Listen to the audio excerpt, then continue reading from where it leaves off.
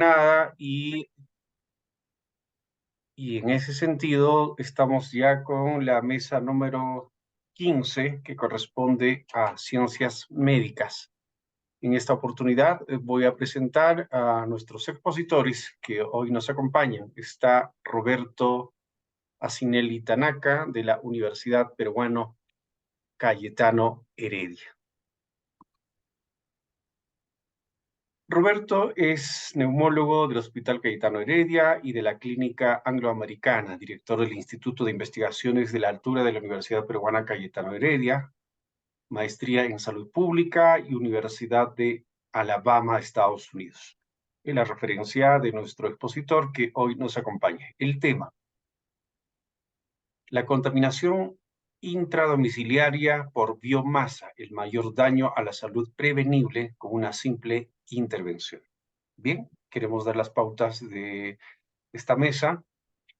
Cada expositor tiene 15 minutos y al final de las exposiciones los asistentes en la sala pueden formular sus preguntas a través del chat, que estas serán absueltas una vez finalizado las dos exposiciones de esta mesa de trabajo. Bien, en ese sentido, invito a nuestro ponente para la exposición de hoy. Adelante.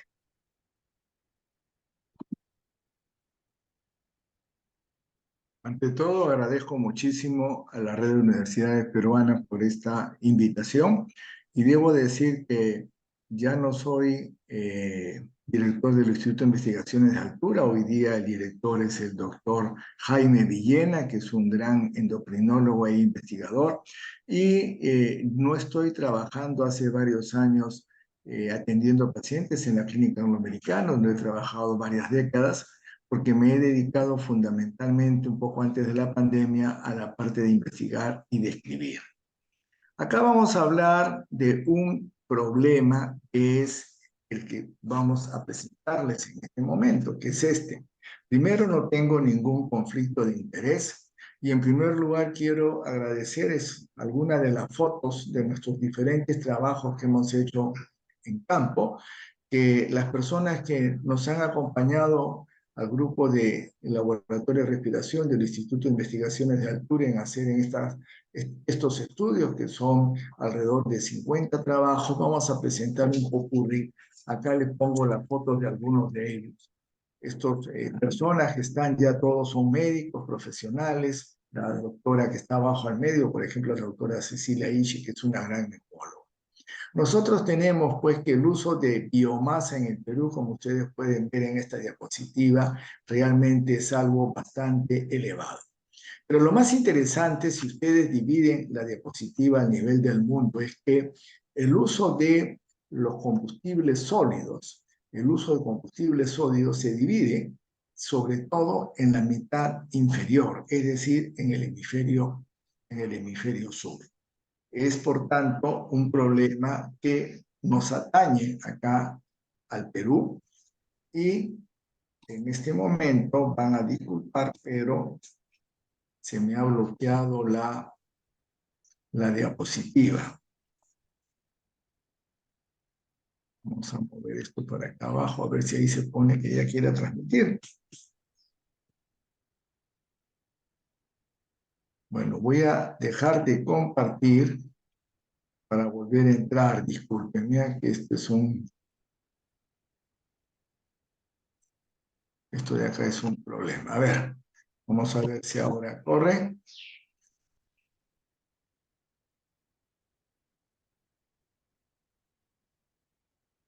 Ya corre. Entonces, miren ustedes, lo que estamos viendo en esta diapositiva es cómo ha ido la evolución del uso de combustibles sólidos. Y tenemos que a nivel mundial más de 3.000 millones de personas estamos utilizando combustibles sólidos, lo cual lentamente continúa incrementando.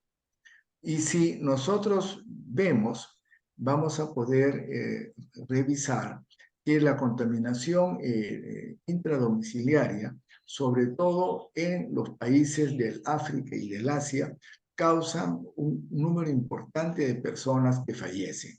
Las personas que fallecen por el uso de combustibles sólidos, que para el Perú fundamentalmente es leña, va esto a ir disminuyendo conforme vaya mejorando las condiciones del mundo. Y vemos que para la malaria, para la tuberculosis y para el VIH-Sida, para el año 2030 esto va a disminuir a más de la mitad de los afectados, pero sin embargo el daño producido por el humo de la biomasa es algo que no va a mejorar. Acá tenemos una linda significación de esta cocina, pero el problema que hay es que la calidad del diseño de las cocinas es muy malo y como ustedes pueden ver, cuando uno prende la cocina, como en el caso de esta casa, ni siquiera se llega a ver uno la mano, porque la cantidad de contaminantes que se generan son más de 1000 veces a la hora de prender la cocina del límite permitido a nivel mundial. O sea, para nosotros este es el mayor problema y es un problema de sexos porque afecta principalmente a las damas, como esta señora que está preparando acá su cancha y fíjense cómo son las paredes y esta es la típica cocina de leña, de la típica cocina de biomasa. Entonces, el principal problema que tenemos cuando enfrentamos a este tipo de cocinas es que más del 50% de las personas expuestas a biomasa tienen la autopercepción de que se encuentran enfermos y esto es significativamente más, como podemos ver en esta diapositiva, uno de los estudios que nosotros hemos hecho en color amarillo en las damas.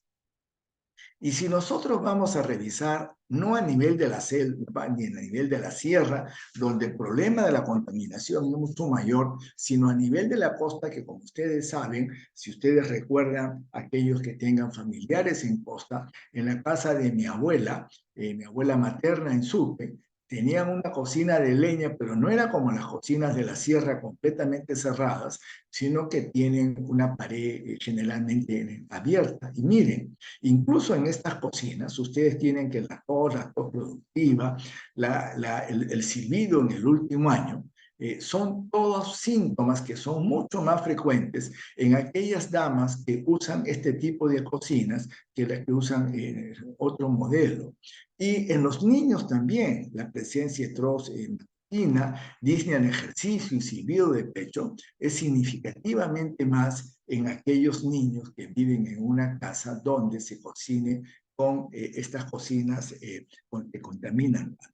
Si nosotros vamos a ver la cantidad de partículas respirables, es decir, el PM2.5, ustedes saben que las partículas menores de 2.5 son las que llegan hasta el nivel del alveolo. Fíjense, la relación de síntomas tiene que ver con los niveles de contaminantes al interior de estos domicilios.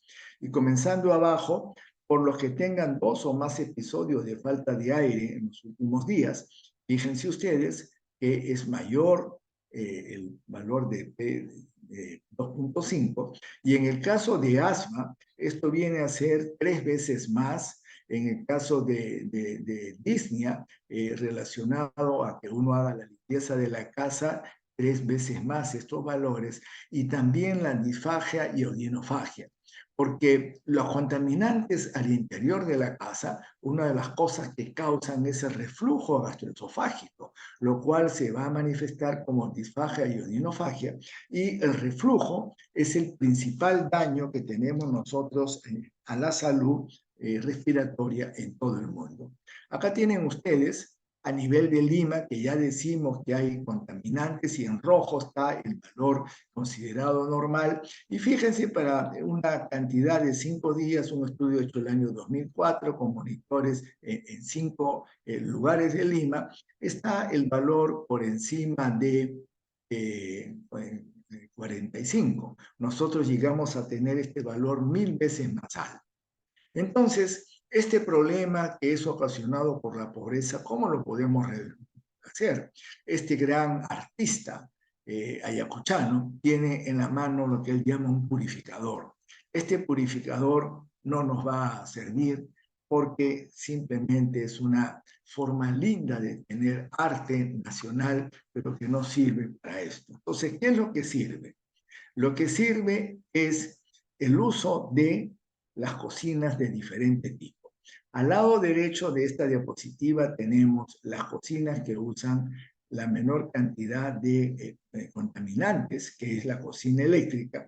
Y fíjese en costo, el costo es como 70, que en realidad viene a ser 70 veces más caro que el uso de la cocina tradicional que está a la mano izquierda, que es la menos eficiente en cuanto a la conversión de la energía que se usa para producir la combustión en relación a la cantidad de energía que se pierde. Y fíjense, la cantidad de energía que se pierde es como 5 o 6 veces más en el caso de las cocinas tradicionales.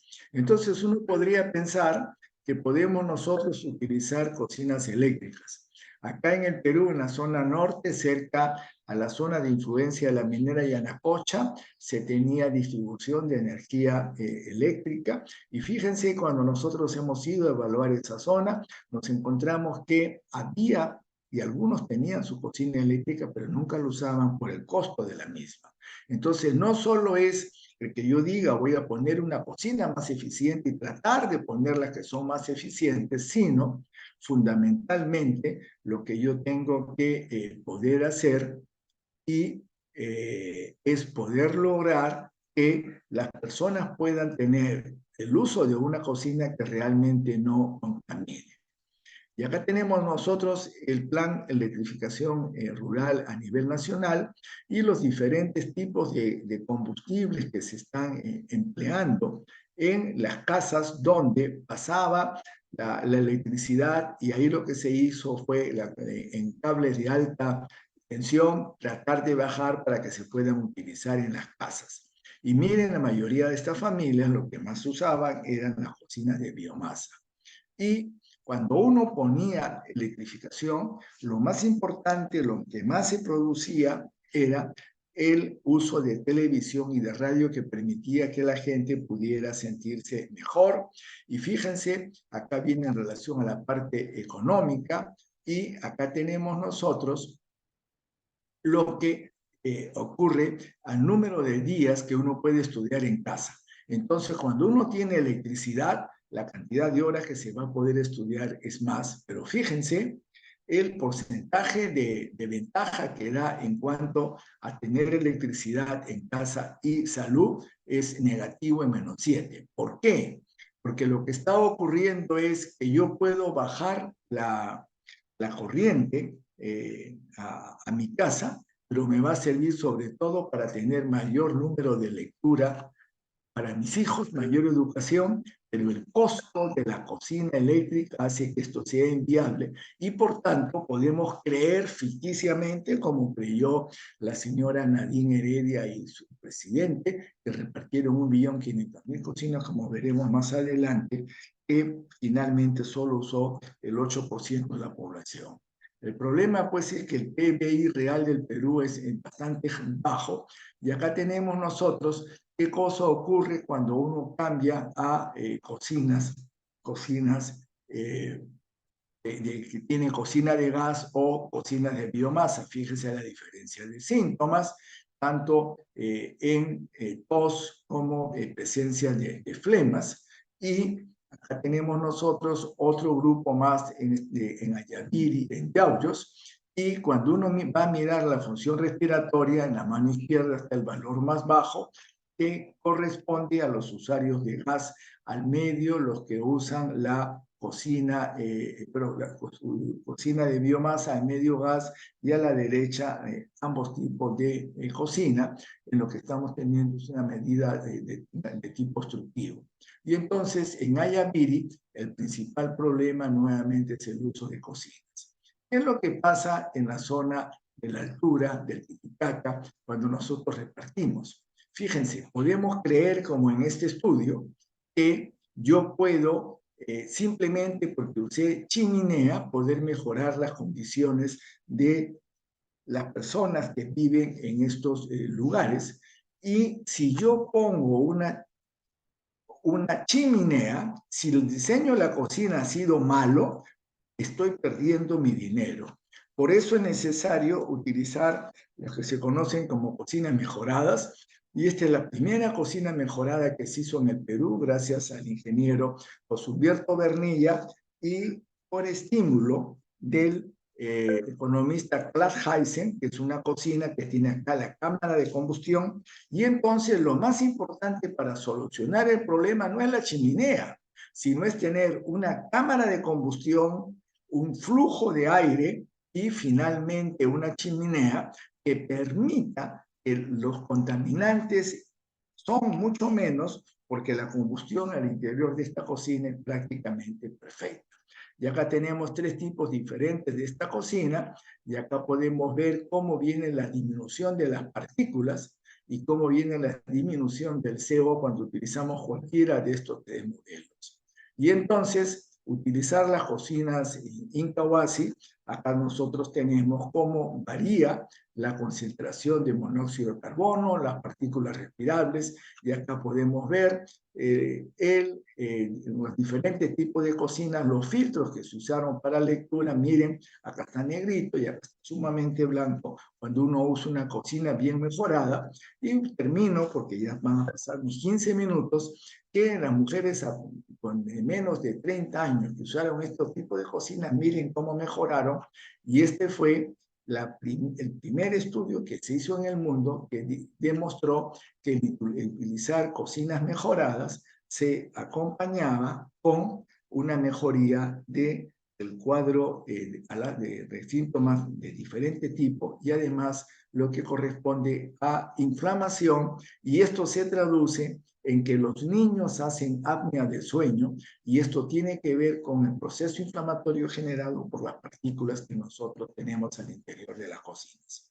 Entonces, mis amigos, acá pueden ver los diferentes síntomas. Lo que nosotros tenemos que hacer para que esto pueda solucionarse es cambiar, porque fíjense, esto corresponde a síntomas oculares, síntomas respiratorios, el número de horas en la cocina va a disminuir, y entonces lo que tenemos que tener nosotros es no estas cocinas tradicionales, y en este caso simplemente el diseño de las cocinas estuvo mal en cuanto a la cámara de combustión, y lo que sucedió es que las cocinas mal preservadas y las cocinas bien preservadas por un buen diseño hicieron que la gente la siguiera usando. Entonces, no solamente es cambiar la cocina, cambiar a un buen modelo de cocina y que la cocina pueda conservarse en el tiempo.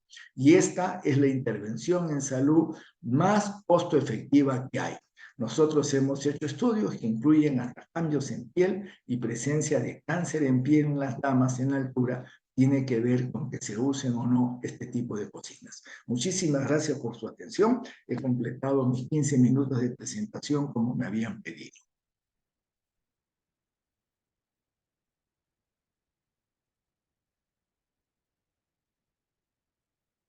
Doctor Rubén, no le escuchamos. Tiene que prender su micro. Muchas gracias, doctor Roberto Acinelli. Luego de la exposición tendremos las intervenciones a través del chat de los que se encuentran en la sala. A continuación vamos a presentar la siguiente ponencia y corresponde a Julio Víctor Campos Florian. Él es de la Universidad Nacional de Trujillo. La ponencia es Estudio psicofarmacológico de Schonoplectus californicus en ratones. Y queremos conocer a nuestro ponente.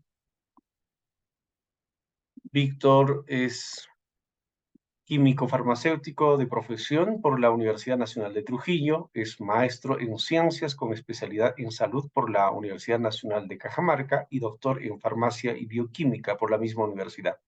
Profesor universitario desde el año 2002, ha impartido docencia e investigación en 4 universidades del norte del país. Actualmente labora en forma exclusiva en la Universidad Nacional de Trujillo, en pre y también a nivel de posgrado. Bien, con ustedes el doctor Julio Víctor Campos Florian. Adelante, doctor, le escuchamos.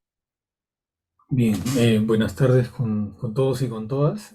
Para mí es un gusto y una alegría enorme poder compartir algunas experiencias que hacemos en el día a día acá en la universidad. Felicito al ponente anterior también por su interesante, muy interesante y significativa investigación.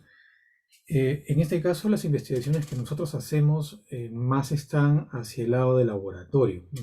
Es un tanto más así como en epistemología, un tanto así como el positivismo o el neopositivismo. Nosotros intentamos recrear modelos, en este caso con animales de experimentación, y luego extrapolarlos. En esta ocasión voy a mostrarles justamente un estudio preliminar a nivel de comportamiento, como se dice, psicofarmacológico, de una planta que se denomina Chenoplectus californicus. En esta ocasión lo probamos en ratón, en roedor. El nombre más conocido, el nombre común de esta planta se le conoce como totora. Si quizá en el norte peruano nos ubicamos un poquito con los famosos caballitos de totora, un poquito más se nos viene quizá a la memoria, quizá por la televisión, o si hemos venido por acá por las playas en el norte, ¿no? La data, incluso nos mencionan desde los cronistas españoles, quienes fueron los que detallaron o plasmaron de forma escrita, ¿no?, aquellos conocimientos orales que daban los antiguos Moche o Lambayeque, ¿no? En el sentido de que se dice que Nyland vino, ¿no?, por mar justamente en un caballito de totora, ¿no? Los usos tradicionales, etnomedicinales, que se le atribuye a esta totora son diversos. Hay uno que destaca, que es el mal de ojo. Muy común hablar en nuestro país del famoso mal de ojo. Entre otros usos que puede tener, por ejemplo, en resfríos, ¿no? Quizá funciona como analgésico. Entonces, eso lo del mal de ojo nos llamó mucho la atención. Quizá investigar esta raíz de esta totora, que tanto, bueno, validando quizá ese uso previo, ¿no?, ese uso tradicional, ¿no? Hasta la fecha, estos caballitos de totora funcionan como embarque, ¿no?, para cazar, para pescar, para pasear, ¿no? Entonces por ahí está el contexto de nuestra investigación. Bueno, este es el frontis de mi universidad, la Nacional de Trujillo, en la Doña Juan Pablo II. Acá en nuestra yo trabajo en la Facultad de Farmacia, está casi en la parte posterior. En cuanto a lo que corresponde al método, ¿no?, pasamos por la parte de la validación taxonómica para que nos digan que realmente es lo que decimos que es, ¿no?, la parte de la validación taxonómica. Nosotros hemos trabajado con la parte de la raíz, con los rizomas, un procedimiento típico que hacemos acá, el secado, el tamizado, la molienda, hasta obtener extractos etanólicos y también extractos acuosos. Entonces, bueno, luego se concentra y ya tenemos, y se puede estabilizar vía liofilización para tener un extracto para poder ensayar en distintos momentos, ¿no? Entonces, como les decía, esta totora, sobre todo la raíz, aparte de sus usos artesanales en construcción, ¿no?, el transporte, como les mostraba hace un momento, usos tradicionales como vemos acá, por ejemplo, el mal de ojo, resfrío, fiebre, pie atleta, por ejemplo, también. En investigaciones preliminares habíamos encontrado que hay dos elementos bioactivos que destacan, bioactivos como familias, que vienen a ser los alcaloides y los flavonoides. Nosotros hemos identificado justamente de forma preliminar alcaloides, como se ve acá con Dragendorf, Wagner, Meyer. Hemos identificado alcaloides y flavonoides con shinoda, y aparte también con tricloruro férrico, los compuestos fenólicos. Entonces, como que nos daba una gran prospección de poder investigar en esta planta, ¿no? Como les dije, nosotros trabajamos bastante en modelos experimentales. Luego de hacer las diluciones respectivas en base al peso del animalito, separamos diversos grupos aleatoriamente. Un grupo que no tenía más que un placebo, solución salina, 2 dosis en esta ocasión del extracto de totora, de 50 y 200 miligramos por kilogramo. Y a nivel central utilizamos justamente una benzodiazepina bastante conocida, que es el diazepam, lo utilizamos como patrón. 3 modelos, el Open Field, el laberinto en cruz y el Rota-Rot. Brevemente, es importante cuando trabajamos con animalitos de experimentación, es necesario que estén validados, ¿no? No basta con, digamos, obtener una respuesta siempre y cuando, o si es que no está validado el experimento, y eso toma mucho tiempo. hasta poder validar, ¿no? Entonces, por eso que es importante el uso de patrones para poder establecer que tu modelo es predictivo, o sea, que se aproxima a lo que finalmente quieres demostrar quizá en el ser humano más adelante, ¿no? No olvidemos siempre a los investigadores jóvenes, a los que están haciendo investigación, siempre que trabajamos en modelitos animales hay que hacerles recordar los principios éticos o bioéticos necesarios. Ellos sienten, tienen hambre, tienen sed, tienen sus crías, sienten frío, sienten dolor. Entonces siempre hay que tener ese trato hasta cierto punto humanitario con los animalitos y más bien refinar en el sentido de procurar reducir aquellos modelos experimentales que son muy cruentos, son muy dolorosos, ¿no? Los modelos que hemos trabajado nosotros, acá les muestro, esto ha sido preparado por Isabel Galiani. eh, Acá tenemos el modelo OpenField, que viene a ser una caja con medidas como establecidas. Este es para ratón, también hay para rata. Es un piso que tiene cuadrados, como se ven, como se puede notar ahí, y también hay agujeros. Se coloca el animalito, ¿no? Y por ejemplo ahí vamos contando con una cámara, porque se deja una cámara grabando ahí los cuadrados avanzados. ¿Y qué idea nos da esto? La parte de la locomoción, ¿no? La parte de la locomoción. Eh, Otra variable que trabajamos acá con el OpenField, como se ve acá, son las intromisiones en los agujeros. Este es un ensayo que va a permitir al animal verificar qué tanta curiosidad o qué tanto tiende con las drogas que ensayamos a poder explorar. Porque innatamente cuando un animal es sometido a una prueba, a un ensayo de laboratorio, puede tener ansiedad y puede tener miedo. Entonces se arrincona o se esconde. En la medida que las drogas que ensayemos procuren generar un efecto, por ejemplo, ansiolítico o sedante, puedes encontrar dos cosas, ¿no? Que el animal explora, pero si aumentas mucho la dosis, que el animal más bien se bloquea. Entonces, eso es parte de los modelos que estábamos ensayando, ¿no? Otra variable es el acicalamiento. El animal se autorrelaja, libera endorfinas posiblemente cuando se acicala. Ahí se podía ver ahí cómo se está acicalando.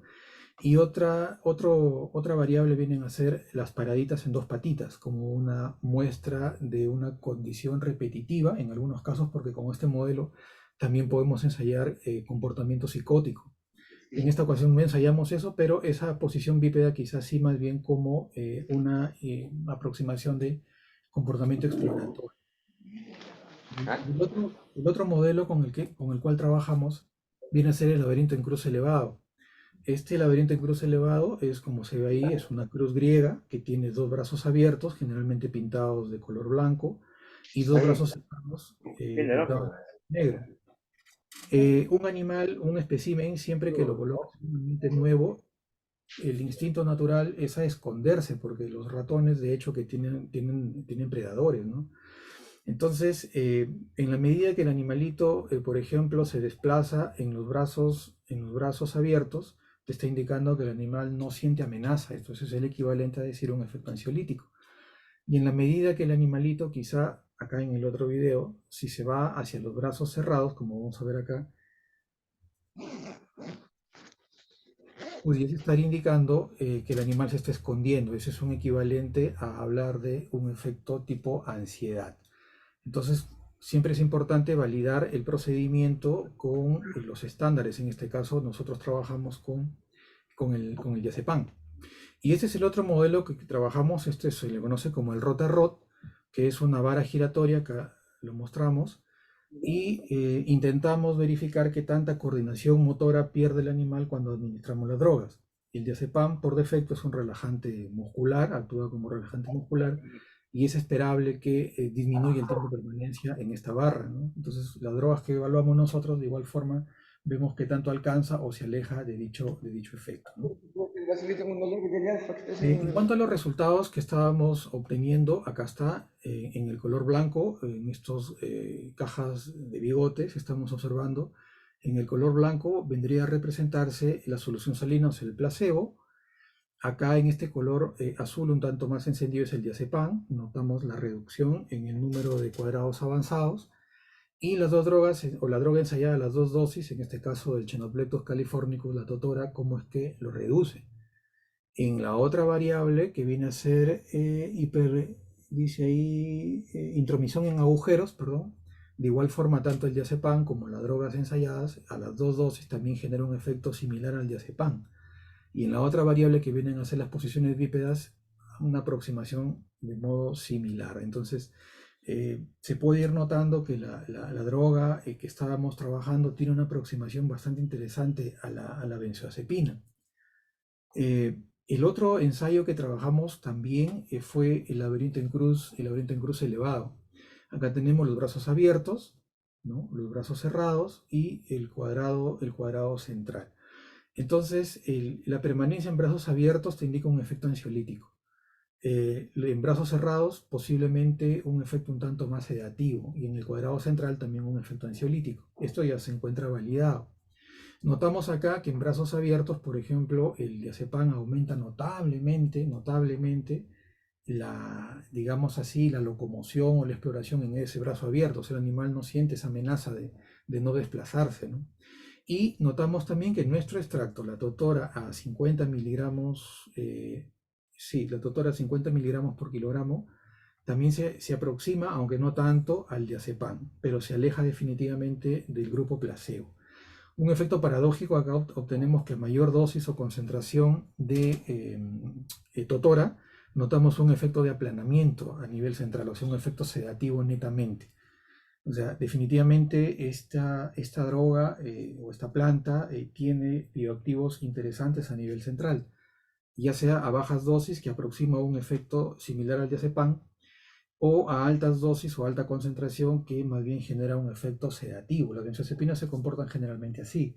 A baja dosis mantienen un efecto, vamos a decir, ansiolítico, con un mínimo efecto sedativo, pero si se aumenta la dosis o la concentración, más bien ya vas a tener un efecto sedativo o incluso hipnótico, aunque eso va a depender del tipo de benzodiazepina utilizado, ¿no?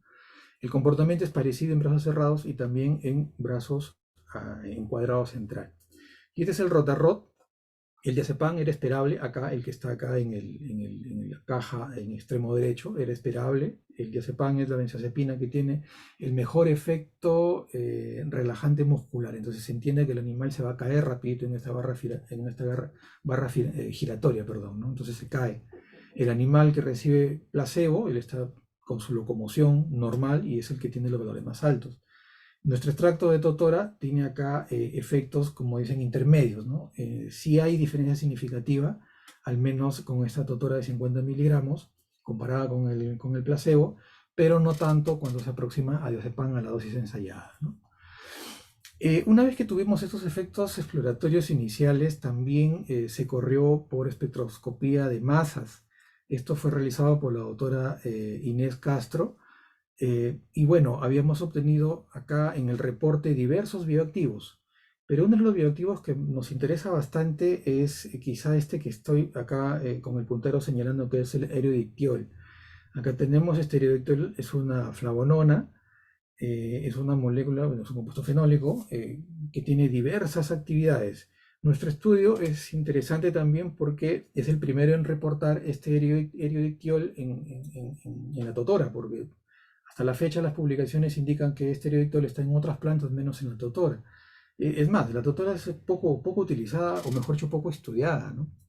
Entonces, nosotros que estamos en esta zona donde crece esta totora, es importante poder sacarle el mayor provecho de algunos efectos que sus bioactivos puedan tener. Lastimosamente, estos humedales o pantanos que hay acá en la zona de Huanchaco y más hacia el norte también, están en extinción. Entonces, actualmente acá en Trujillo, en la playa de Huanchaco,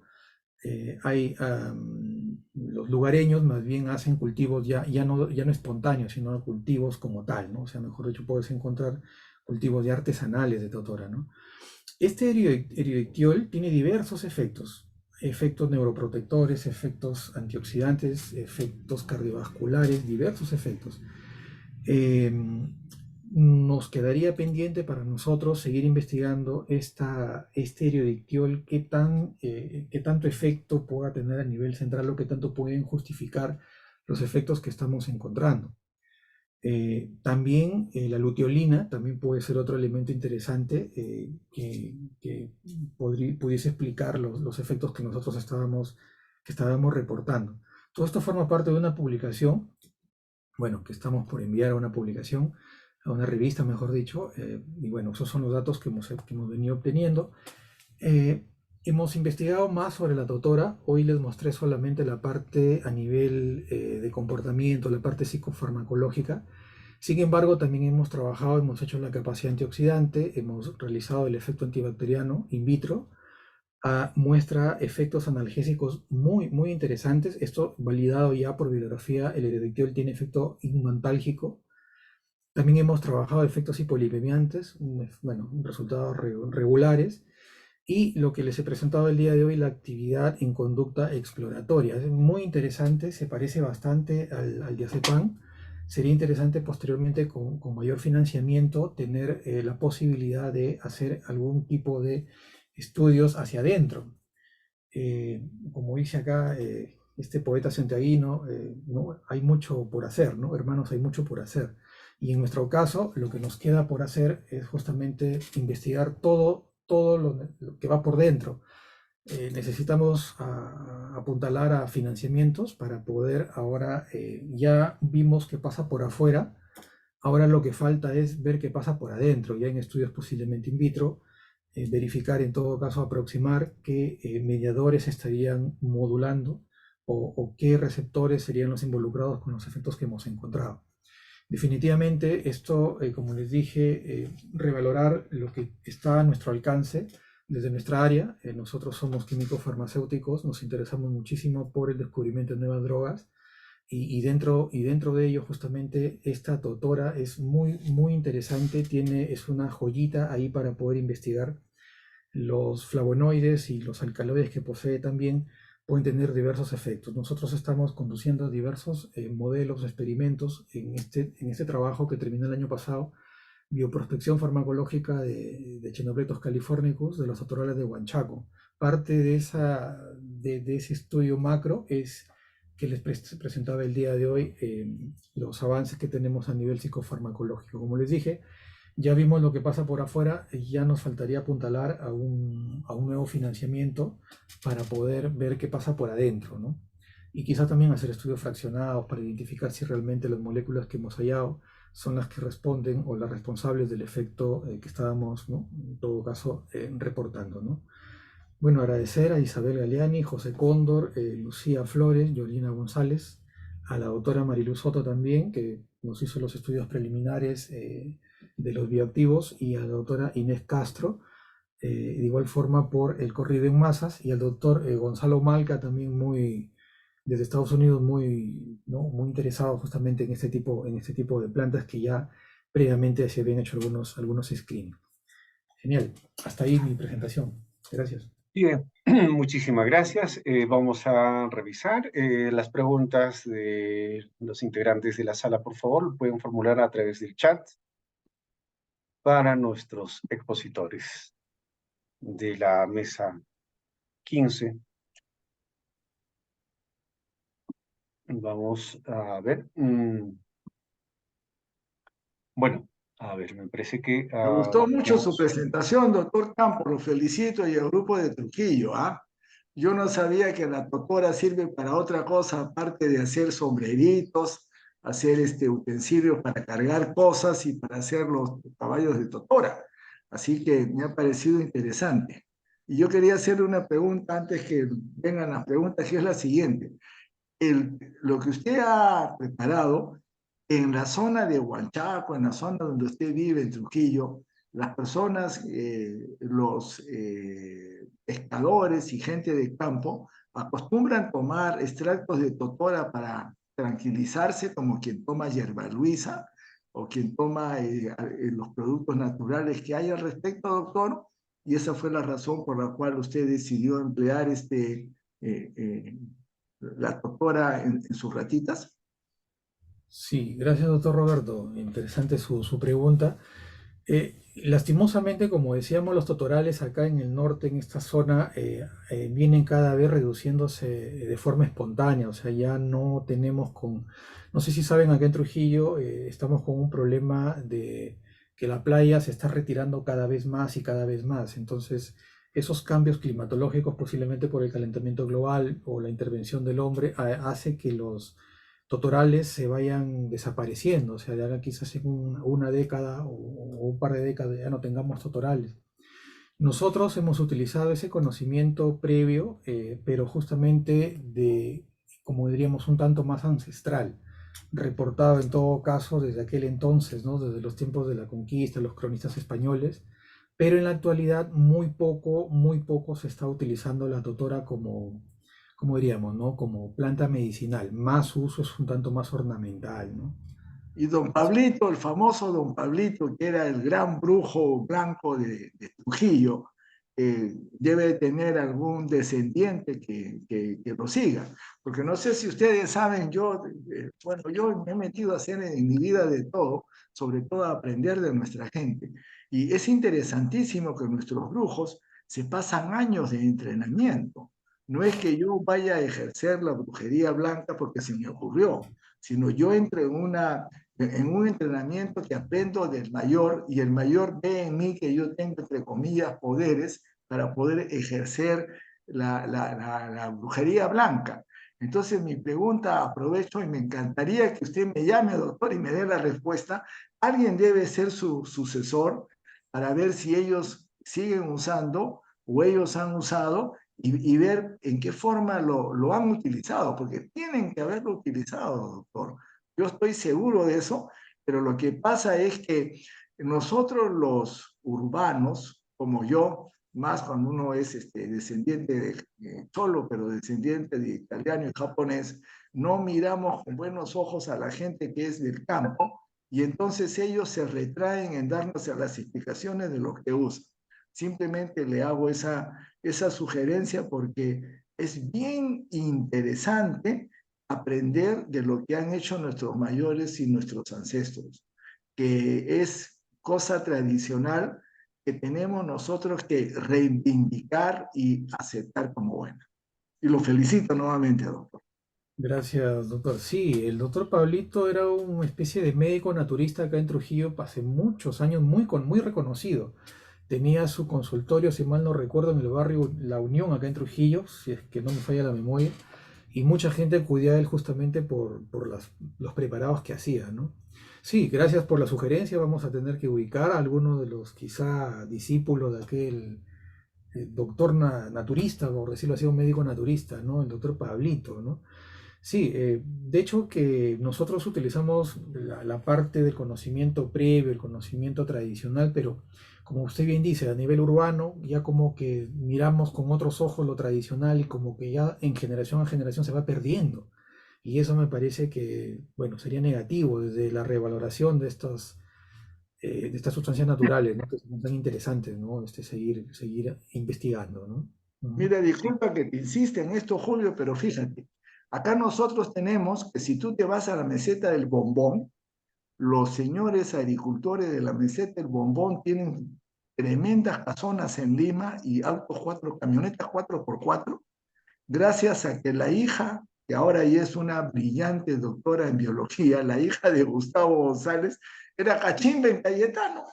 Se trepa al micro, yendo a la universidad y pasa por el supermercado Cajetá, que hasta ahora existe, y encuentra un letrero que dice, para la fertilidad, rana con maca. Y como la chica, cachimba, es recontra moja, dice, rana con maca, la rana ni jugando tiene que ver con la fertilidad, pero la maca, ¿qué demonios es eso? Oye, la mujer se baja, se pone a conversar con la gente, va a la universidad, lo busca a su papá, el gran Gustavo González, el hombre más premiado en el Perú, y le dice, papá, ¿esto servirá para algo? Esto hace ya varias décadas, y hoy día tiene la maca negra, la Sí. maca roja, la maca amarilla y las propiedades que tiene, simplemente porque a alguien se le ocurrió bajarse del micro. Entonces, mis amigos, bajémonos de los micros, escuchemos a nuestra gente, porque ese es uno de los grandes problemas del Perú, que no nos escuchamos. Por eso me ha encantado compartir contigo, Julio. Imaginas No, lo que esta tarde he aprendido. el gusto es mío. Simultáneamente también muy buena la ponencia, interesante también la tuya, Roberto. Cuando gustemos Sí, podemos intercambiar ahí elementos interesantes, ¿no? claro que sí, Y hombre. Bien, entonces Julio y Roberto, creo que sí, en este caso es muy importante tener esos conocimientos ancestrales, porque teniendo en cuenta que anteriormente no existía medicinas, no había laboratorios, no había estas farmacias y boticas que ahora sí las hay. Entonces, ¿cómo combatían esas enfermedades, ¿no? En ese entonces. Aquí hay una pregunta del público que dice, ¿la totora de Puno tiene las mismas propiedades que el de Trujillo es la misma especie? Porque teniendo en cuenta que la Valle de Puno hasta ir a la isla Los Uros hay mucha cantidad de totora todavía que se conserva en Lago Titicaca. ¿Qué nos puede decir Julio? Claro, lo que sucede es que muchas plantas tienen nombres comunes que a veces son iguales, pero taxonómicamente o botánicamente posiblemente no sean las mismas. Creo que la primera aproximación que habría que hacer ahí es justamente llevar a un botánico para ver si es que estamos hablando del Chenoplectos californicus, el mismo, y si es así, comenzar a hacer las investigaciones como hemos hecho acá, a ver si es que a lo mejor la altura, la zona de Puno, a lo mejor hace que ciertos bioactivos que a lo mejor acá en la zona del mar no se expresan y allá a lo mejor se expresan de forma distinta, y eso ocurre, ¿no? Las condiciones climatológicas pueden favorecer la expresión de la mayor expresión de ciertos metabolitos, ¿no? Es cuestión de investigarlo, es cuestión de investigarlo, pero sería muy interesante también ver qué pasa en la altura, ¿no? Sí. Excelente, muy bien. También felicitarle a Roberto, ¿no? Por su exposición, porque es un tema también de mayor importancia. Y Roberto, simplemente para conocer si bien es cierto, hay ventajas sobre el diseño adecuado que deben tener básicamente en este caso sobre todo en las comunidades campesinas, porque no se conoce sobre cuál es el diseño ideal que debe existir en relación a su trabajo y los resultados que obtuvo, qué políticas o algo que se ha implementado a fin de mejorar y tal vez eh, posibilitar de que los pobladores de esas zonas estén en buenas condiciones y no puedan enfermar. Miren, lamentablemente tengo que mencionar lo siguiente, ¿ya? El hecho que seamos una sociedad patrimonialista hace que todo aquello que sea bueno, pero que no hay cutra, nadie lo usa. Ayer comenzaba con, no digo en qué aspecto, con gente que tiene que ver con los municipios, y me decía, compadre, todas las obras que yo entro, todas pura cutra nomás.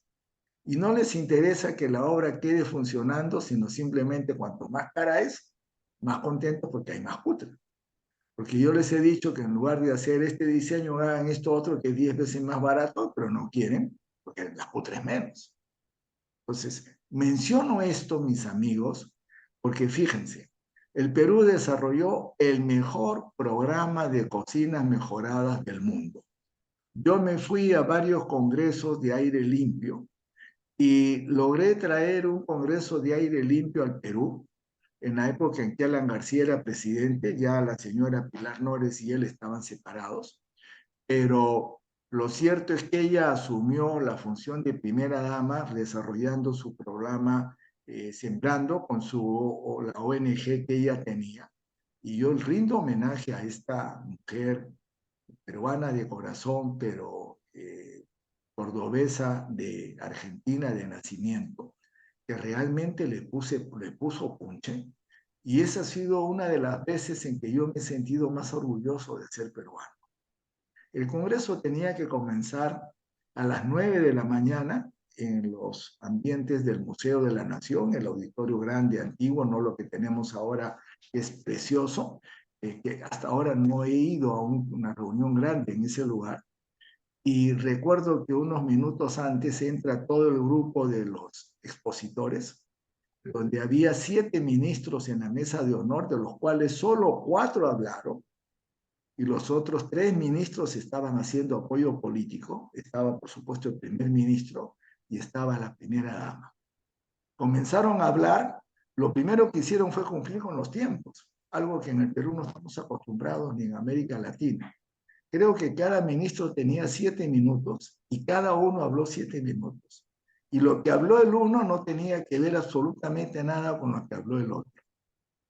Miren, entramos al break, había gente de América Latina, se me acercaban los amigos y me decían, a mí me dicen Tito, ¿no? Y me decían, Tito, Préstanos tu primera dama, quisiéramos tener a alguien que quisiera hacer esto. Préstanos cualquiera de tus ministros. En nuestros países eso no ocurre. Y pueden creer, con la mezquindad que caracteriza al peruano, el éxito de esta reunión solo quedó entre los que estuvimos. Porque había habido lo famoso de la curva del diablo, y entonces lo que les interesaba era tirarse al gobierno, sacarle roncha al gobierno por lo de la curva del diablo, y no ver lo que el Perú había podido hacer con su campaña de cocinas. Fuimos considerados el mejor programa de campañas de cocinas del mundo. Éramos los únicos que teníamos un reglamento que hasta ahora está vigente, que hace que si ustedes quieren poner cocinas utilizando dinero del Estado, ya sea a nivel de distrito, provincia, región o nacional, uno tiene que tener una cocina que se logró que el diseño de las cocinas fuera certificado por Censico. Y eso ha sido copiado por varios países del mundo.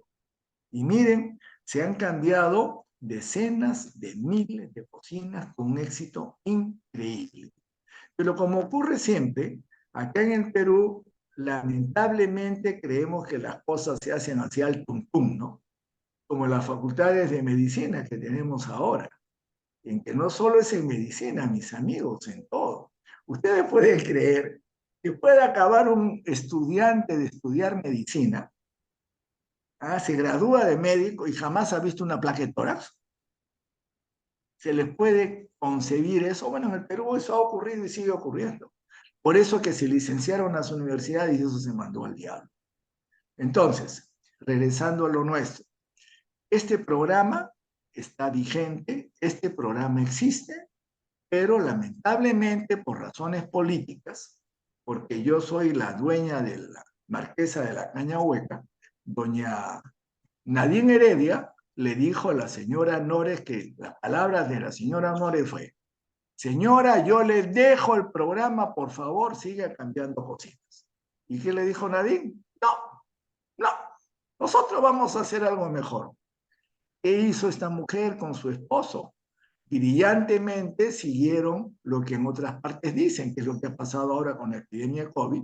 El país que más muertos ha tenido ha sido el Perú, por no usar el cerebro y las investigaciones de los peruanos, de la gente que hace investigación, sino simplemente seguir lo que los otros dicen. Dicen la OMS, pero la OMS, ¿qué sabe de lo que está pasando en el Perú? Por favor. Y hemos tenido que ni siquiera las mascarillas se usaban en la cuestión del COVID. Entonces, regresando a esto, se cambiaron en el Perú, ¿no? Se repartieron 1.500.000 cocinas de gas, se les dio un baloncito de gas y se les dio un vale para disminuir como 60% el precio del gas LPG, gas licuado de petróleo. ¿Qué ocurrió? Que del 100% de las familias que recibieron este 1.500.000 cocinas, solo 8% usaron exclusivamente las cocinas. O sea, tuvimos 92% de cocinas que se repartieron. Bueno, algunos dirían, lo usaba la gente. 60% nunca pidió su vale, nunca usó el vale que le repartían, porque no podían usar la cocina. ¿Yo cómo voy pues a llevar LPG a las islas del lago Titicaca? ¿Cuánto me va a costar llevar que alguien me venda el gas? Me cuesta una fortuna. No hay, no llega. Y entonces, ¿qué ocurrió? Que gastamos innecesariamente un dineral. Ese 1.500.000 cocinas también nos puso en uno de los países que tenía el mejor programa de cocinas mejoradas. Pero pues, se pusieron las de gas licuado. Acá en el Perú se han repartido cocinas con una universidad norteamericana en Puno, y a la hora que han hecho la evaluación, nuevamente, las cocinas no sirvieron, primero porque eran cocinas que no estaban muy bien diseñadas, y segundo porque les repartieron cocinas de gas, pero la gente quería seguir usando sus cocinas de leña. Entonces tenemos que escucharnos, por favor. Miren, en el norte yo tuve que ir a acompañar a la gente de Minera Yanacocha, el gerente, el CEO, era un amigo desde la universidad, y él lo que hizo fue una campaña con la gente de la minera. A veces se dice, la minera todo hace mal. Por favor, en todas partes hay bueno y malo. Entonces, ¿qué hizo este hombre? Lo que este hombre hizo, armó un programa que se llamaba Solidaridad Yanacocha con su gente, en el que cada miembro de una familia de un Yanacocho iba al campo y tenía que estar por lo menos 4 veces en una casa del campo donde se cambiaba la cocina y tenía que dar 500 soles, no de la minera, sino de la persona. Yo fui cuando recién comenzaba el programa y fueron 114 familias y terminaron cambiando más de 2000 cocinas. Después he ido al campo y eso es lo que necesita el Perú, juntarse el hombre de la ciudad con el hombre del campo. El primer grupo de cocinas bailaban los yanacochos, bailaban con los campesinos y ahí había una tranca. Entonces me dice el chofer de una de las camionetas, yo nos íbamos a regresar a Cajamarca, doctor, eso que usted ve, ahí ponían la tranca y no dejaban pasar nuestros camiones. Entonces viene el dirigente y me dice, doctor, usted tiene que venir, tenemos que hacer otras cosas, no solo las cocinas. Y yo le digo, yo tengo una buena idea, ¿por qué no venimos la próxima vez y nos ponemos todo, bajamos a la tranca y no dejamos pasar a nadie? ¿Y saben qué me dijeron los dirigentes campesinos? Me dicen, doctor, eso era porque antes no nos conocíamos, ahora ya nos conocemos. Y es lo que tenemos que hacer. En esa reunión a una dama se le salían las lágrimas porque ella había apoyado a una familia y a ella le dio cáncer. Entonces, estos campesinos con los que se habían hecho amigos la acompañaron a ella en el hospital en Cajamarca. ¿Se dan cuenta? Eso es lo que se necesita en el Perú. Todos juntos para hacer los cambios. No esperar que el maná baje del cielo y creer que el otro es malo porque trabajas en la mina o eres malo porque trabajas en el campo. Perdón. En el Perú todos somos maravillosos, como el doctor Julio o el doctor Rubén. Pero lo que tenemos que hacer es escucharnos. Y lo que ha ocurrido es que acá a los políticos locales no les ha interesado. Yo he tenido que ir a Cajamarca y había un profesor de la universidad que llevaba 10 años haciendo cocinas y su cocina contaminaba. Entonces, ¿qué pasa? ¿Cómo no va a contaminar la cocina si ese hombre está en la universidad de profesor y jamás ha leído un libro ni se ha puesto a experimentar para lograr que la cocina no contamine? Yo lo viví. Entonces, me acuerdo que todavía no llegaban los ingenieros que habíamos, ingeniero Bernilla, que es el que trabaja ahora en esto, este muchacho que es de la comunidad de Ayamachay, la cocina, famosa cocina Incahuasi que les he enseñado, él hizo el diseño. Y acá lo que tenemos que tener es no tener mentalidad como la mía, que es mentalidad urbana, y en el Perú, que es una mentalidad colonial, que creemos que lo que está en la ciudad es mejor que en el campo. ¿Qué fue lo que hizo Klaus Heisen, el ingeniero alemán? Porque los alemanes tienen buena autoestima. Los alemanes sí escuchan al hombre del campo. ¿Qué hizo? Yo qué hubiera hecho si yo hubiera querido hacer la cocina, me hubiera ido a buscar a los de la Católica para que me hicieran la cocina. Y la cocina que hizo la Católica era terrible, era a nivel del suelo. ¿Por qué? Le pregunté a la ingeniera que había hecho la cocina. Le digo, ¿por qué no ha hecho a nivel del suelo? O sea, la gente tenía que sentarse a cocinar en el suelo. La primera cocina que hizo la Católica. Entonces me dice, es que así estamos acostumbrados, doctor. Significa que esta mujer no se puso a escuchar. ¿Qué hizo Klaus Heisen? Encontró allá arriba, en las comunidades del distrito de Incahuasi, que había un muchacho que estudiaba ingeniería abajo y le dijo, José Humberto, yo te pago, un platita que tenemos, te pago para que tú diseñes una cocina. No, le dijo, él era economista, pero en el Perú somos o doctores o ingenieros. No, le dijo ingeniero. No, porque yo tengo mi tema de tesis. Finalmente el tema de tesis no se desarrolló y él hizo eso como tema de tesis. ¿Por qué buscó a alguien del campo? Porque era un hombre que vivía el problema. Entonces, él comenzó a experimentar en la casa de su mamá, en la casa de la tía, en la casa de la vecina, y las primeras cocinas que se hizo José Humberto funcionaban para leña, pero no funcionaban para bosta. Cuando yo estuve viendo la evaluación de las cocinas de Bosta en Cutini Capilla en Puno, resulta que me dice el ingeniero Clark Heisen, allá está el ingeniero Bernilla. Yo no lo he visto, le digo. Total, voy y me dice, pero doctor, ahí está. ¿Qué pasó? El pobre ingeniero Bernilla, como su cocina de bosta no funcionaba tan bien con la bosta que con la leña, el pobre, en lugar de decirme, doctor, mi cocina no funciona, el hombre se me escondía. Hasta que vi a alguien y ahí me acerqué y ahí lo conocí, el ingeniero Bernilla. Disculpen que cuente todos estos detalles, porque lo que quiero que entendamos es, si queremos sacar al Perú adelante es todos juntos.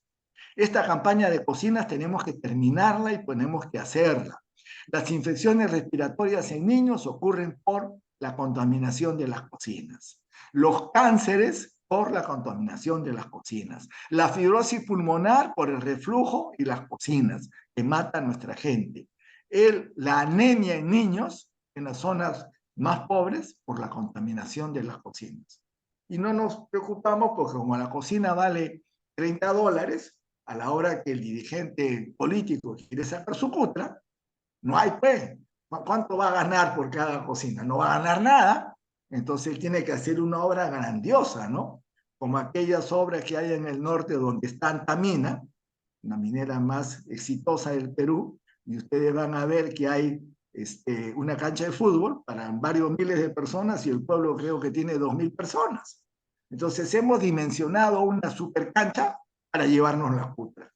Si en lugar de esa cancha hubiéramos repartido ese dinero en todo el Perú eficientemente, hoy día tendríamos cocinas mejoradas en todo el país, que posteriormente van a pasar de ser mejoradas de leña, van a poder ser cocinas que tengan sensores para el sol, cocinas que tengan diferentes tipos de modelos que van siendo mejores, pero que hay que ponerlas. No podemos decir, el Señor no quiere. O como alguna vez un señor que vive de esto en la zona de Cusco, que le decía, pero ingeniero, sus cocinas contaminan. No, mis cocinas están bien hechas. Por favor, tenemos nosotros que aceptar. Entonces, en el norte, cuando los yanacochos pusieron sus cocinas, yo vi el diseño y eso estaba mal hecho. Nos tuvimos que ir al campo. Yo con mi corbatita y mi terno, y la señora, la que era, trabajaba para la minera en su 4x4, llegamos a la primera casa y entonces yo le dije, esta cocina contamina. ¿Y cómo sabe, doctor? Mire usted cómo le pican los ojos, ¿cierto? Sí. Miren cómo le arde la nariz. La cocina que no contamina, usted no siente absolutamente nada. ¿Qué hicieron? Rehicieron todas las cocinas que allí habían cambiado. Y es lo que tienen que hacerse. Uno al pobre no le puede dar basura, mis amigos. Y nosotros, lamentablemente, en el Perú, que es un país colonial, les damos basura. Y lo que damos basura no somos de las ciudades, los millonarios. Hay millonarios que lo hacemos. Lo hacemos hasta el que vive a nivel rural. Miren lo que pasó con nuestro presidente. Un hombre que venía del campo. ¿Y qué hizo? El hombre se confabuló para ver cómo robaba, porque es un país patrimonialista. Yo llego al poder y lo que yo tengo que hacer es robar. Entonces yo tengo que buscar cómo robo. No me interesa qué hago, sino qué robo. Y yo se lo menciono porque yo soy un viejo de marras, que entre poco me muero. Hace poco me tuvieron que colocar 4 bypasses y salí vivo. Entonces ahora yo no me callo. Pero lo que tenemos que hacer, y el papel de la universidad es hacer lo que está haciendo Julio en el norte, es hacer ciencia y seguir profundizando y seguir escuchándonos y seguir aprendiendo entre todos. Si nosotros fuéramos honrados, mis amigos, en un país donde la plata sobra, pero la plata se usa en estupideces, no estaríamos ahora con una recesión de los 1000 demonios. Nosotros tres, Julio, Rubén y yo, tenemos para comer. Y la recesión que tenemos es terrible y el próximo año viene el fenómeno del niño. Y para el fenómeno del niño no se está haciendo nada. Estamos todos cruzados de brazos porque los políticos creen que si yo soy en el gobierno y soy de izquierda, está bien. Y si yo soy de derecha, estoy bien. Y no es eso. Ni de izquierda ni de derecha. Es el político, es el médico, es el ingeniero, es el abogado que tienen como su norte el ver qué hacemos por lo demás en un país que se llama Perú y que tiene el derecho el país y los peruanos de salir adelante. Y estamos fregados por eso. Así que disculpen que me haya ido por las ramas, pero es para que entiendan que esto que debía de haberse terminado con ese 1,5 millones de cocinas, que hubieran sido cocinas mejoradas, algunas que podían ser, les advierto que el problema hubiera terminado en el Perú. Entonces terminamos el problema y se acaba. Otro problema que tenemos es el problema de la anemia. En el Perú no existe anemia para niños, mis amigos. Es como que dijéramos que los peruanos somos enanos y medimos menos de 1,80 m. ¿Tú cuánto mides, Julio? 1,68. Ya, ¿y tú cuánto mides, Rubén? 1,73. Ya, yo mido 1,65. Entonces los tres somos enanos, ¿ya? Es lo que ha ocurrido. El punto de corte de la hemoglobina es 11 y un niño de 6 meses en cualquier parte del mundo, el promedio de hemoglobina no pasa de 10. ¿Entendieron? Entonces todos son anémicos y en lugar de decir el punto de corte está mal hecho, hemos hecho los artículos. 9 años viene peleando a Gustavo González con eso, yo me metí a apoyarlo. El artículo está escrito, está en Plus One, mi artículo, hasta decimos cómo tiene que hacerse, pero seguimos insistiendo en que hay anemia y entonces ahora a los niños les estamos dando fierro desde los 4 meses de vida, cuando por teoría se conoce, y eso es lo que se ve en la práctica, que la hemoglobina se mantiene solo con lo que el niño heredó, sacó al nacimiento, que es exceso, porque uno tiene poliglobulia cuando está en el vientre de la madre y el exceso de hemoglobina se mantiene hasta los 6 meses de vientre. ¿Para qué le vamos a dar fierro desde el 4.º mes? Están los estudios, pero no queremos aceptarlo. Entonces, a lo que voy es, esta presentación de la red científica de las universidades es interesantísima, pero escuchémonos, por favor, escuchémonos. Y es lo que no está ocurriendo. Si hay otro mundo, mis amigos, aquellos que siguen dando hemoglobina y no ven lo que ellos dicen, ahí están los resultados, siguen dando, perdón, fierro para aumentar la hemoglobina a niveles que no son, porque esos no son los que tiene normalmente un niño. Por favor, pues vayan a leer, pues. Revisen la literatura, abran la mente. Pero ¿qué estamos teniendo ahora? Nos hemos ido a la mediocridad por la mediocridad. Y la culpa la tienen los laboratorios farmacéuticos, la Big Data que obtiene la plata de los laboratorios y los onzos que creemos que tenemos que vivir de guías, y no se vive de guías. Las guías es cosas generales, pero las guías van cambiando según la realidad.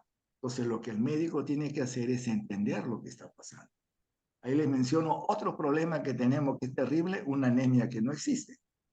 Y un problema terrible de la biomasa que sí existe, y que disculpen que yo haya sido tan salvaje en mi forma de expresarme, pero muchachos, a mí ya nada me importa.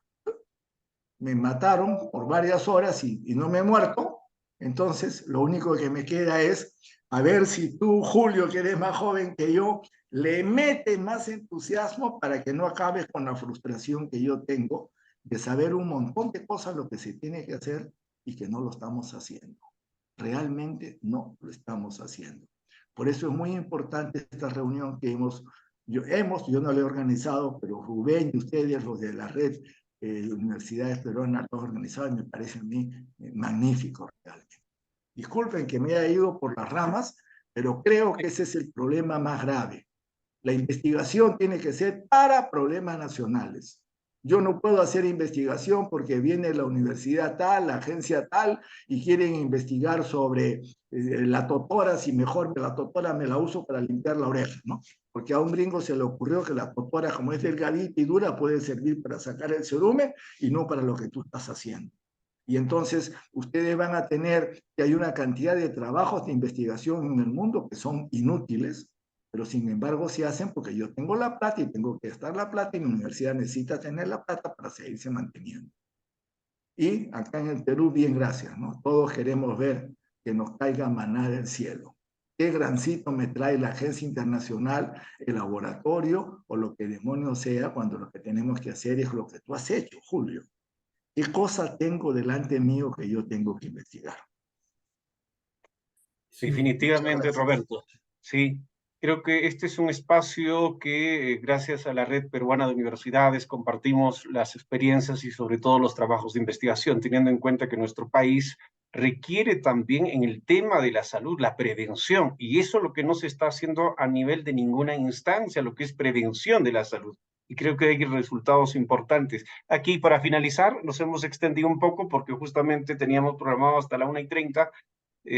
Antes de terminar, queremos responder acá la inquietud de nuestro amigo que está en la sala. Dice, ¿qué tanto considera un potencial uso psicofarmacológico de los rizomas de la totora? ¿Y cuáles serían las acciones a seguir si fuese?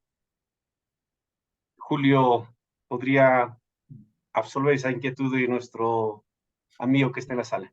Un gusto, pero antes de responder esa pregunta, yo quisiera nuevamente felicitar a Roberto por nos enseña a los, bueno, como diríamos, no relativamente más jóvenes, cómo eso nos ha dado hoy una cátedra de ciencia y sociedad, ¿no? Es importante para los jóvenes que nos están escuchando, quizá más jóvenes que nosotros, la gran importancia de siempre de apoyarnos en un árbol maduro, siempre que nos dé buena sombra, ¿no?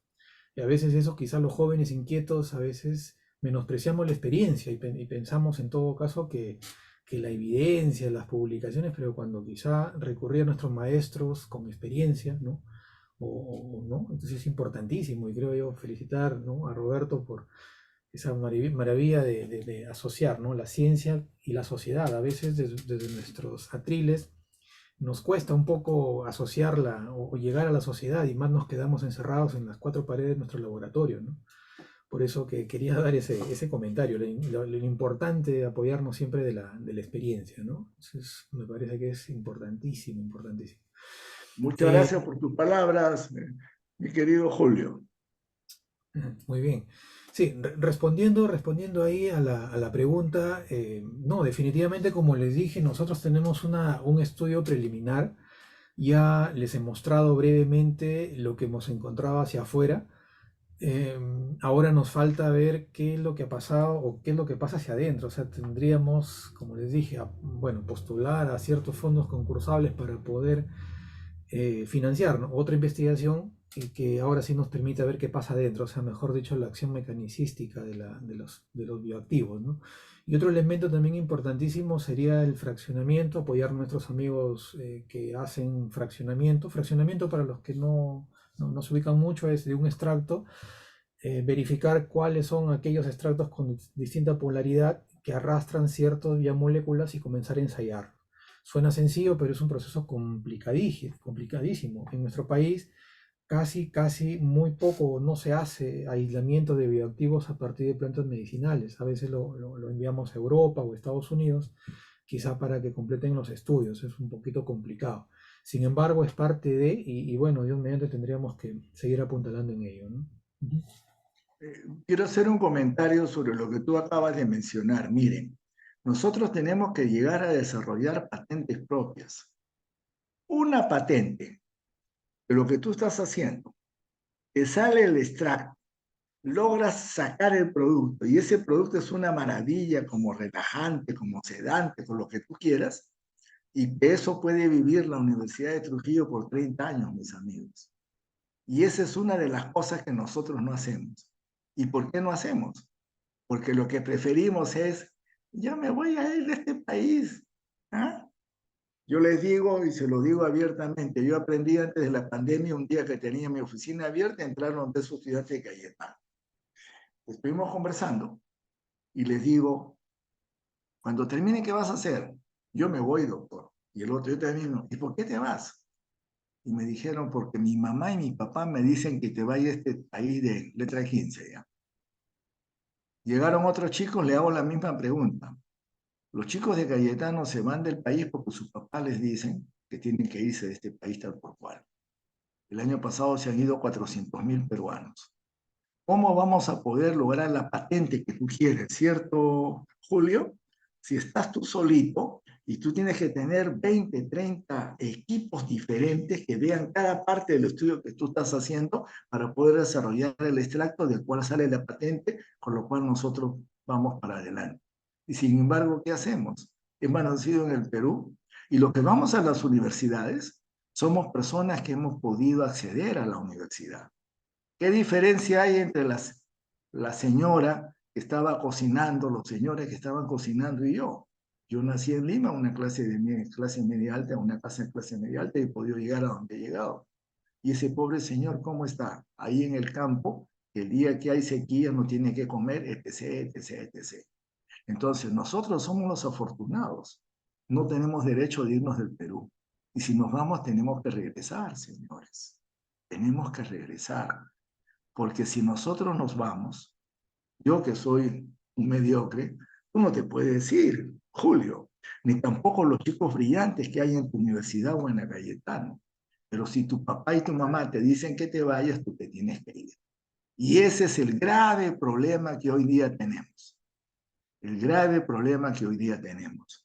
Mi amigo Aron Hanover, que es premio Nobel, el Sheja, un gran amigo, he estado en contacto con él ahora por los problemas que tienen en Israel, se ganó el premio Nobel por haber descubierto todo el sistema de ubiquitinas y los proteosomas para el catabolismo de las proteínas. Y cuando ganó el premio Nobel recibió de 4 o 5 universidades americanas un cheque en blanco, la promesa de que él podía llevarse a toda la gente que quisiera de su laboratorio, desmontaban un laboratorio mejor donde estaba y con el sueldo que él quisiera. Y el hombre dijo, no, yo soy judío, yo vivo en Haifa, trabajo en el Instituto Technion y yo voy a seguir acá, y votó los 5 cheques. Por eso es que ese hombre es premio Nobel, ¿comprenden?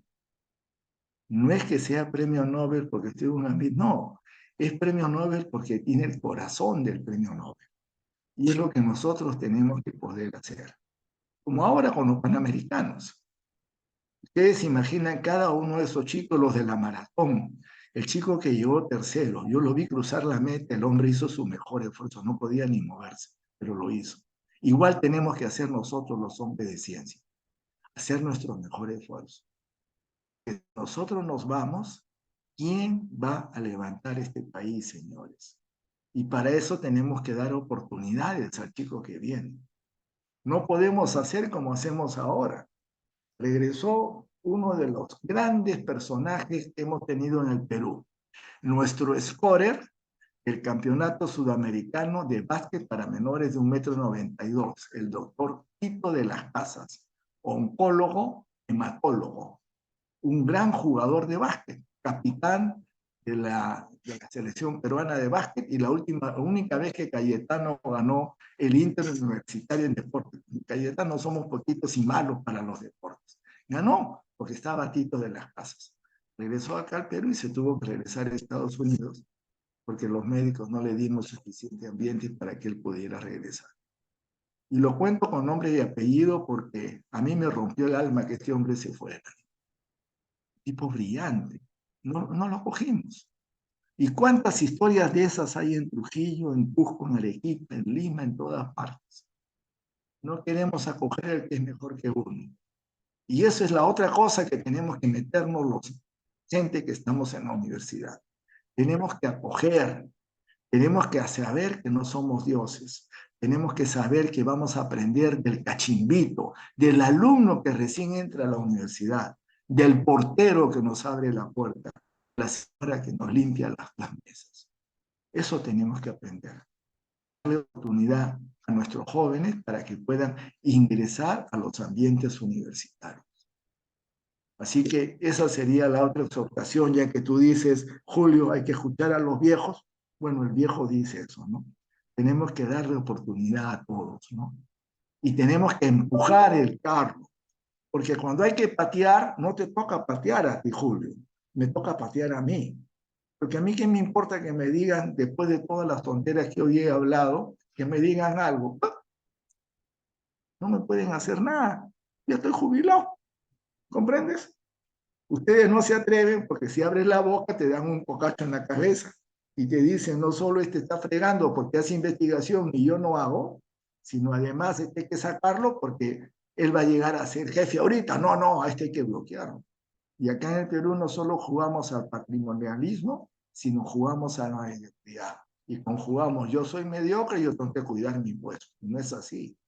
Yo soy mediocre, pero tengo que dar el puesto a alguien como Julio que es mejor que yo. Es lo que tenemos que pelear, chicos. ¿Se dan cuenta todo lo que hay atrás de investigar? No solamente sentarte a hacer, sino dar las condiciones para que esto ocurra. Y yo les agradezco a la red de universidades peruanas por habernos invitado. Y te agradezco, Rubén, porque me hayas permitido ahora que estoy convaleciente de 4 bypasses, soltar todas las tonteras que llevo dentro y que otras veces no me hubiera atrevido a hacerlas. Pero creo que es necesario que conversemos sobre esto.